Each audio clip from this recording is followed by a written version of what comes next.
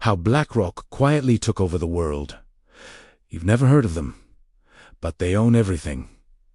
Your house, your pension, your food, your future, and you don't even know it. BlackRock is the most powerful company in the world. It manages over $10 trillion in assets. That's more than the GDP of every country on Earth except the US and China. It controls shares in Apple, Microsoft, Amazon, Google, Exxon, JP, Pfizer, Coca-Cola, McDonald's, and thousands more. It advises governments. It shapes policy. It decides which industries thrive and which die. And most people have never even heard of it. The pattern is always the same. True power operates in silence, and BlackRock has perfected the art of invisible control. The rise of the shadow empire. Let's start at the beginning. A man named Larry Fink founds BlackRock with 7 partners and $5 million in seed money. The goal? To create a company that manages risk better than anyone else. BlackRock builds a proprietary algorithm called Aladdin Asset, Liability, Debt, and Derivative Investment Network. Aladdin analyzes market data in real time. It tracks risk across millions of securities. It predicts market movements. It manages portfolios worth trillions. Today, Aladdin is used by over 200 institutions worldwide, including central banks, pension funds, insurance companies, and sovereign wealth funds. Think about that. One algorithm. One company managing the financial fate of the world. Nobody saw it coming, but Larry Fink did, and he built an empire in plain sight. The 2008 takeover. Fast forward to September 2008. The global financial system is collapsing. Lehman Brothers fails.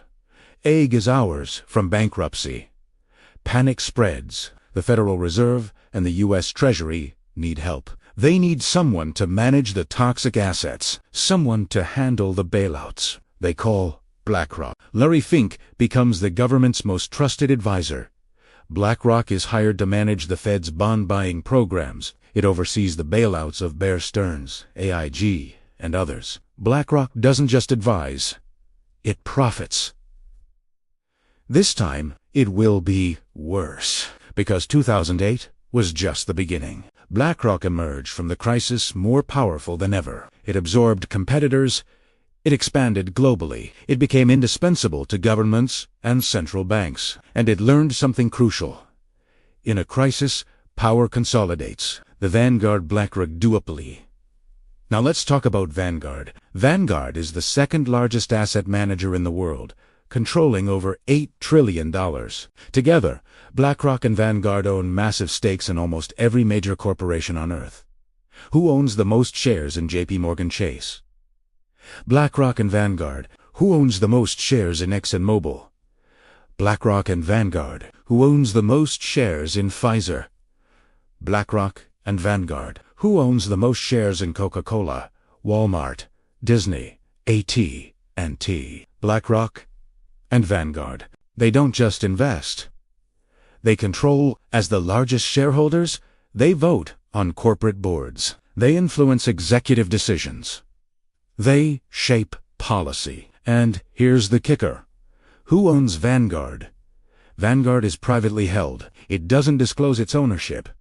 But its largest investors are institutional asset managers, including BlackRock. It's a closed loop, a financial Ouroboros. BlackRock owns shares in Vanguard.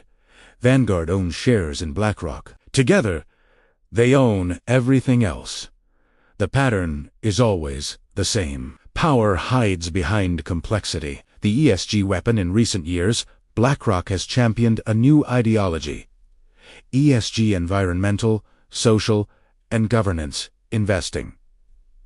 Sounds noble, right? Companies are judged not just on profits, but on their environmental impact, social responsibility, and governance practices.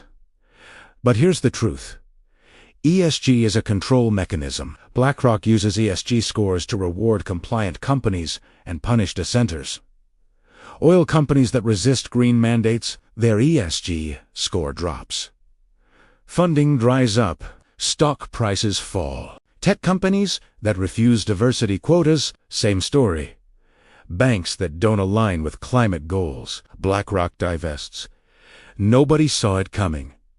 ESG is not about saving the planet. It's about shaping behavior. It's about centralizing control under the guise of morality, and BlackRock is the enforcer. Larry Fink writes an annual letter to C. In it, he dictates priorities. Companies that don't comply face consequences.